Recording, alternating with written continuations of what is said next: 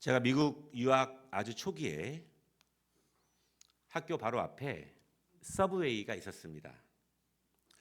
미국 학생들도 점심시간이면은 그곳에 가서 샌드위치를 사와서 점심을 먹습니다.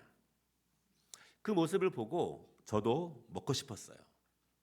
그런데 먹을 수가 없었습니다. 그때는 영어를 잘 못했고요. 또 서브웨이를 주문하는 것이 너무너무 어려웠습니다. 빵의 종류와 크기도 다양했고 또 빵 안에 여러 가지 내용물이 많이 들어가고 소스도 너무 많았기 때문에 그래요. 그래도 너무 맛있게 먹는 이 젊은 친구들의 모습을 보고 저도 먹고 싶었습니다. 그래서 생각하다가 오후 3시쯤에 갔어요. 그때는 손님이 거의 없고 한가한 시간입니다. 못하는 영어로 처음 왔는데 어떻게 주문하는지 모르겠다. 그렇게 이야기했더니 일하는 분이 아주 천천히 하나씩 설명을 해주면서 어떻게 주문하는지에 대해서 친절하게 알려주었습니다. 제가 그 다음부터 이 서브웨이를 어느 정도는 주문할 수 있게 되었어요. 오늘 이 샌드위치 이야기로 말씀을 시작하는 이유가 있습니다. 이 샌드위치에서 중요한 것이 무엇입니까? 우리가 샌드위치를 살 때 혹은 샌드위치를 만들 때 어디에 중심을 두는가? 물론 요즘은 빵도 너무너무 중요하지만 빵 안에 들어있는 내용물이 중요합니다. 우리가 샌드위치를 만들거나 살 때 그 안에 무엇이 들었는지를 중요하게 바라보면서 우리가 샌드위치를 사거나 만들게 되죠. 여러분, 그런데 성경에도 그런 장면들이 있습니다. 어떤 비슷한 장면들이 빵처럼 양옆에 있어요. 그리고 그 사이에 다른 내용이 들어있는 말씀들이 성경 안에 종종 있습니다. 그 장면을 신학적으로는 샌드위치 기법 이렇게 말을 해요. 어떠한 중요한 내용을 설명하기 위해서 양옆에 다른 이야기들을 사용하는 것입니다. 그러니까 오늘 우리가 읽은 말씀이 그런 말씀이에요. 지금은 사순절의 마지막 시간입니다. 그리고 오늘 종료주일부터 일주일 동안 고난주간이 시작됩니다. 우리가 예수님처럼 똑같이 십자가를 질 수는 없지만 나를 구원하시기 위해서 고난의 길을 걸어가신 예수님을 생각하면서 우리가 새벽마다 또한 밤마다 우리가 또한 금식하면서 기도하면서 주님을 기억하고 또한 고난에 동참하는 시간을 갖죠. 뿐만 아니라 예수님께서 이 고난 주간에 우리에게 주신 말씀들을 우리가 보다 더 명확하게 가슴에 새기는 것이 중요합니다. 왜냐하면 예수님께서 이 마지막 시간에 우리에게 주신 말씀이기 때문에 그렇습니다.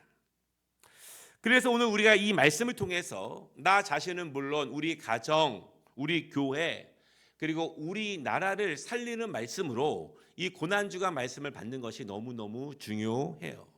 특별히 오늘 말씀을 통해서 우리 교회를 향하신 하나님의 뜻을 기억하고 또한 교회를 세워가는 우리 자신의 모습을 통해서 다시 한번 은혜로 나아가는 시간 되시기를 주님의 이름으로 축복합니다. 첫 번째 말씀은요, 열매 없는 무화과 나무는 저주를 받습니다. 오늘 12절을 보면은요, 예수님께서 시장하셨어요. 지금은 어느 정도 괜찮을 수 있지만 2000년 전의 사람들은요, 특별히 일반 사람들은 맵기니를 여유 있게 먹는 것이 너무너무 어려웠습니다. 우리가 간혹 사극을 보게 되면은 이 조선 시대의 사람들은요, 정말 하루하루 끼니를 먹기가 어려웠던 적들이 많이 있었지요. 그런데 조선 시대보다도 1500년이나 이전의 상황이 오늘 본문에 있었던 시대적인 모습입니다. 예수님이 시장하셔서 한 무화과 나무를 보십니다. 그리고 열매를 따 먹으시고 배를 채우시기를 원하셨어요. 멀리서 보았을 때는 입이 무성한데 가까이 가보니 열매가 없는 거예요. 멀리서 볼 때는 크고 무성한 나무를 바라보시면서 저런 나무니까 열매가 있겠거니 하고 가까이 가셨는데 가서 보니 열매가 없습니다. 그래서 예수님이 좀 화가 나셨어요. 그래서 14절에 이렇게 말씀하십니다. 이제부터 영원토록 사람이 내게서 열매를 따먹지 못하리라. 예수님은요, 이 무화과 나무에게 엄청난 저주를 내리고 계신 거예요. 지금 이 말씀을 읽고 있는 초대교회 성도들은 이 말씀을 어떻게 받아들였을까요? 지금 이 말씀을 함께 나누고 있는 우리는 이 말씀을 보면서 어떤 생각을 할까요? 아마 이런 생각을 할 수 있습니다. 우리도 열매를 잘 맺어야 합니다. 열매 없는 나무는, 열매 없는 그리스도인들은 아무 쓸데없고 불타는 장작으로 쓰일 뿐입니다. 이렇게 오늘 이 무화과 나무에 대한 말씀을 우리가 받을 수 있어요. 그런데요, 이 영국의 노벨 문학상을 수상했던 버틀란트 러셀이라고 하는 사람이 있는데, 이 사람이 나는 왜 기독교인이 아닌가라고 하는 책을 썼습니다. 그리고 이 책 안에 이런 내용이 있습니다. 열매 맺을 때가 아닌데 열매가 없다고 그 나무를 저주하는 예수를 나는 믿을 수 없다.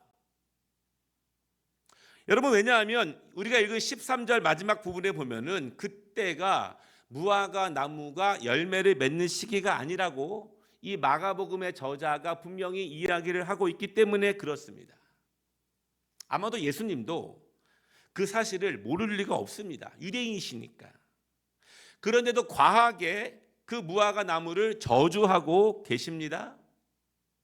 그래서 예수님의 이런 모습, 때가 아닌데 열리기를 바라시면서 저주하시는 예수님의 이런 모습, 이런 태도는 합리적이지도 않고 이해될 수도 없다. 그러면서 이 모습 때문에 예수님을 비판하는 사람들도 종종 있었습니다.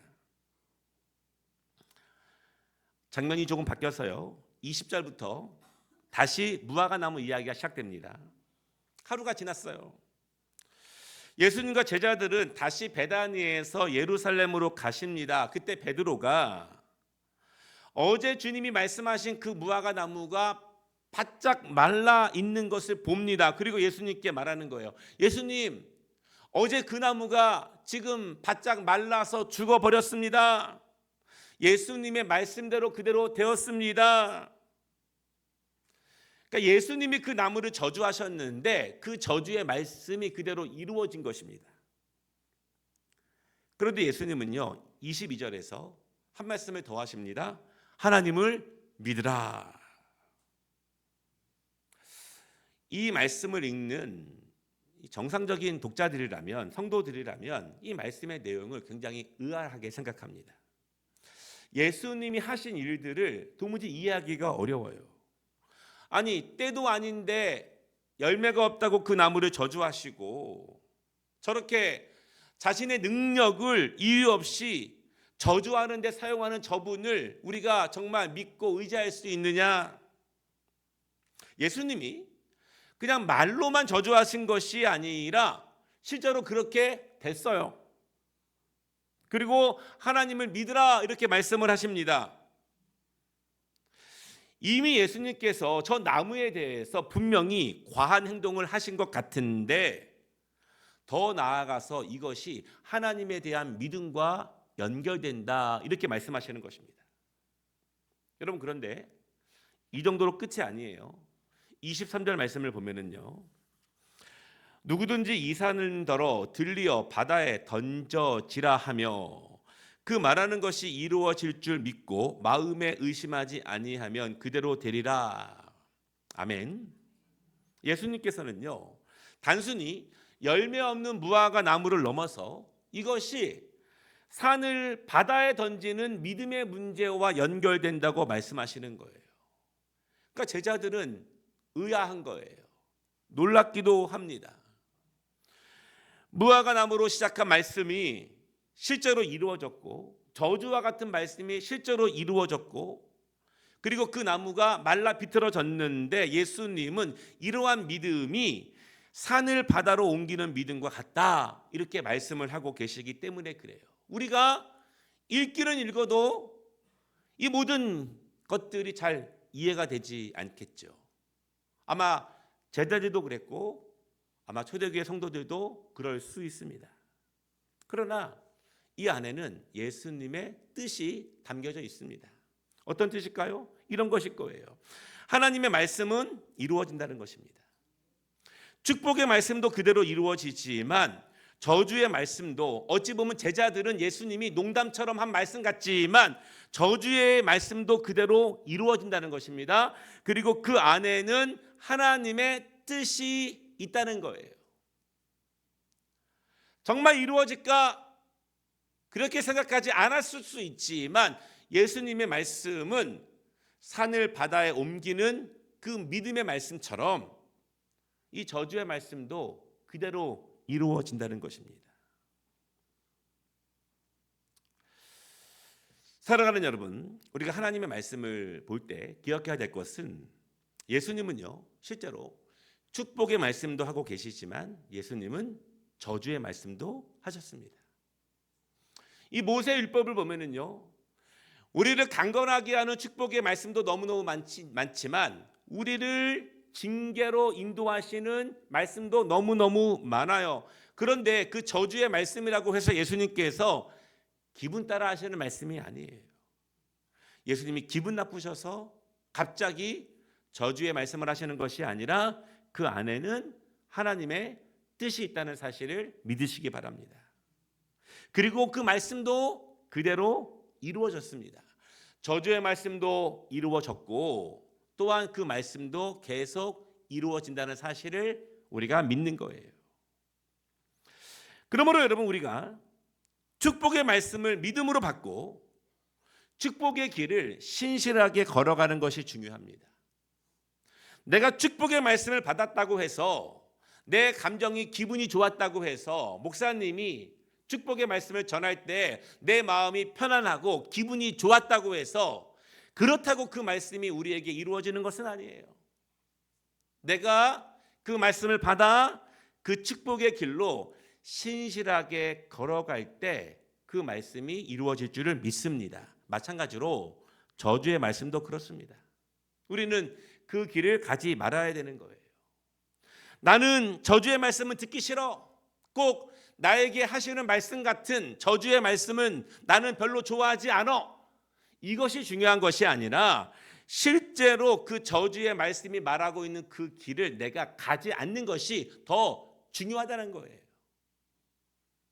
아멘. 몸부림치면서 영적 분별력을 가지고 여러 가지 상황과 이유가 있겠지만 그럼에도 불구하고 그 길을 가지 않아야 우리가 복된 길을 갈 수 있음을 믿으시기 바랍니다. 우리는 지금 무화과 나무에 대한 말씀을 나누고 있습니다. 그런데 좀 기분이 유쾌하지 않아요.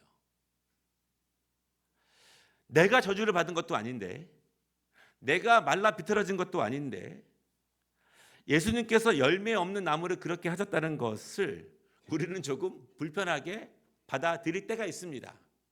꼭 나에게 하시는 것처럼. 그렇죠. 그래서 우리는 성경 공부를 해야 합니다.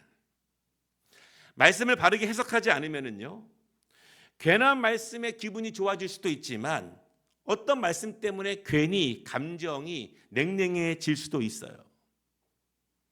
선생님으로부터 말씀을 열심히 배우지 않으면 혼자 읽고 혼자 해석하는 습관이 들여지면 어떤 일이 벌어집니까? 말씀을 읽다가 혼자 은혜 받고 혼자 시험 드는 일이 반복되는 거예요.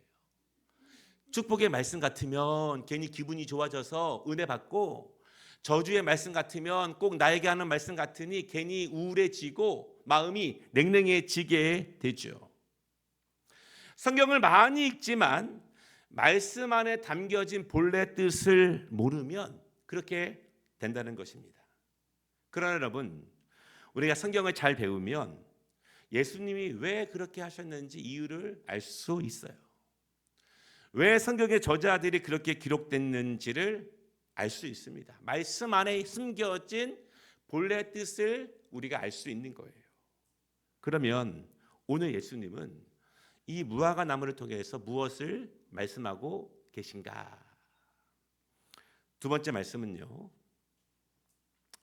무화과 나무 사이의 중심 주제입니다. 이 무화과 나무 사이에 있는 중심 주제.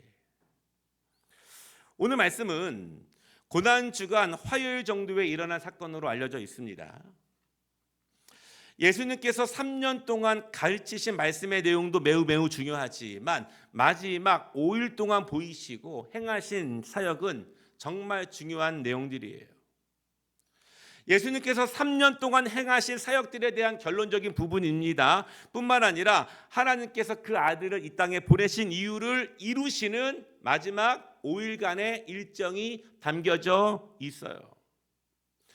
그래서 오늘 예수님께서 무화과 나무를 저주하신 이 일은요, 너무너무 중요한 말씀이고 예수님께서 당시의 사람들에게 아주 중요하고 핵심적인 것을 가르치기 위해서 오늘 이 무화과 나무의 사건을 이야기하고 계신 것입니다.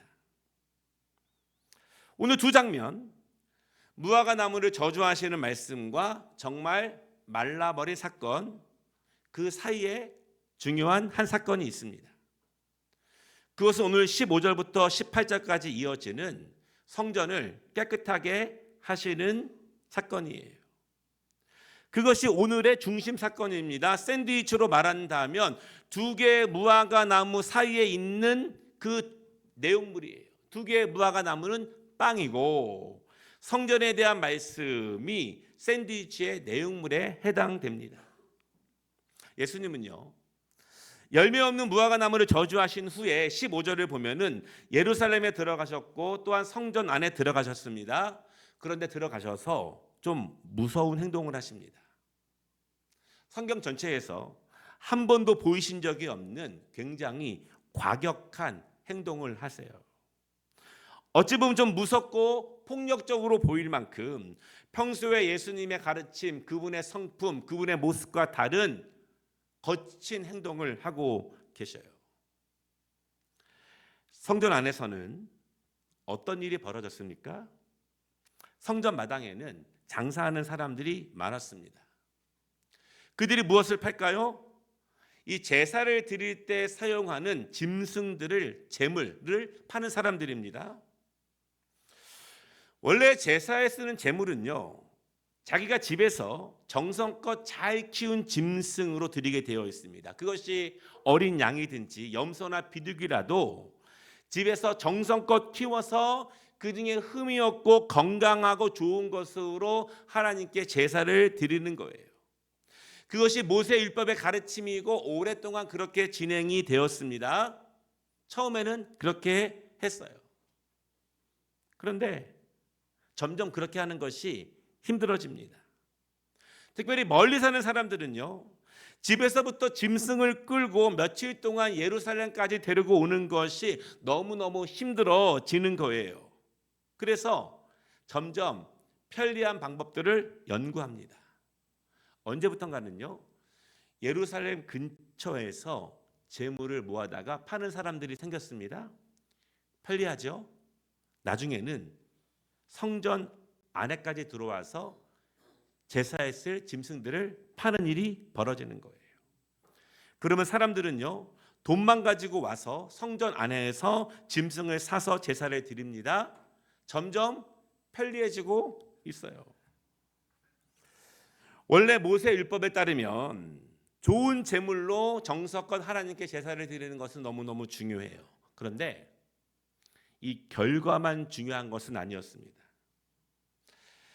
제물을 드리는 것, 이것만 중요한 것이 아니라 어떤 마음으로 하나님께 드릴 제물을 준비하고 있는가, 그 모든 과정이 중요합니다.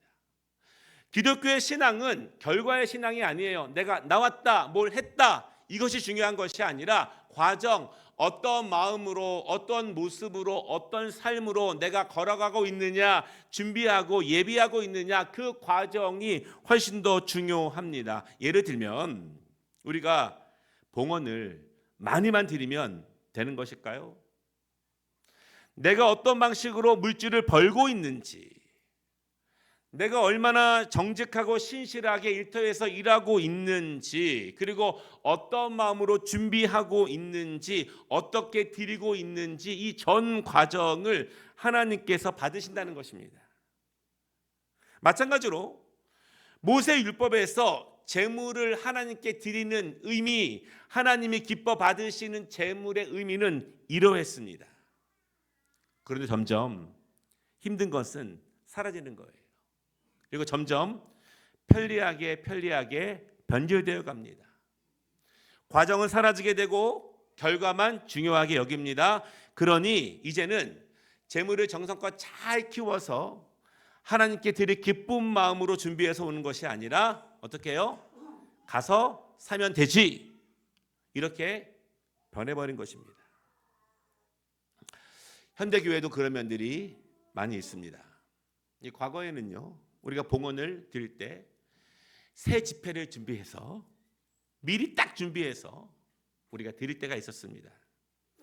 또 지금처럼 운전해 오지 않아도 먼 거리를 걸어와야 함에도 불구하고 무거울 수도 있지만 성경 찬송을 딱 들고, 또 복장도 그렇습니다. 딱 정돈해서 우리가 어디 중요한 사람 만날 때처럼 좋은 옷을 꺼내 입어서 깨끗하게 준비해서 예배당에 나오는 것이 바른 신앙의 모습이었고, 가정에서도 그렇게 중요하게 교육할 때가 있었어요. 그러나 지금은 점점 편하게 신앙생활을 합니다. 때로는요, 이 와주는 것만 해도 고마운 시절이 되었어요.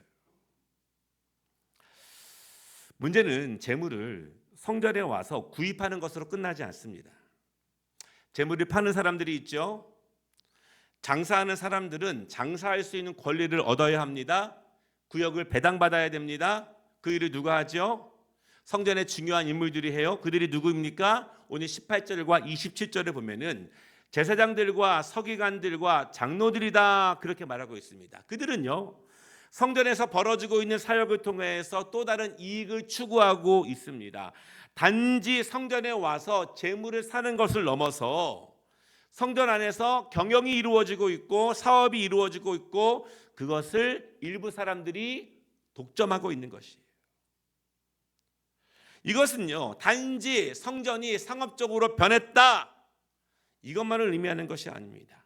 성전의 원래 목적이 사라졌다, 주님은 그것을 말씀하는 거예요. 지금 이 예루살렘, 이스라엘의 신앙 안에, 성전 안에 여러 가지 문제들 가운데 한 문제를 주님이 말씀하시면서 성전의 본래 목적이 사라졌다는 것을 주님이 말씀하십니다. 여러분, 그러면 성전의 본래 목적은 무엇입니까? 17절에서 예수님이 말씀하세요. 내 집은 만민이 기도하는 집이라. 아멘. 성전은요, 이것으로 채워지는 것입니다. 이것이 성전의 주인이신 예수님께서 정의하신 성전의 모습이고요, 하나님은 기도로 온전히 채워지는 성전을 기뻐하십니다. 여러분, 이 사실을 믿으시기 바랍니다. 이것이 본래 성전의 목적이에요.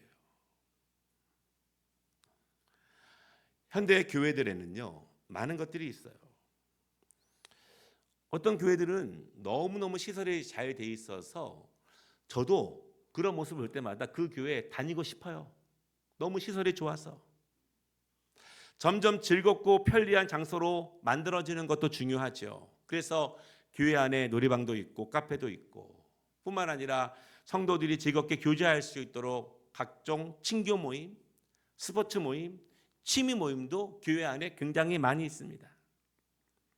그러나 중요한 것은 그런 것들은요, 교회의 원래 목적을 이루어 가면서 함께 가는 것이지, 교회의 본래 목적이 사라지면서 비본질적인 것이 더 많이 그 교회를 채운다면 그것은 분명히 하나님께서 기뻐하시는 교회의 모습은 아닐 것입니다.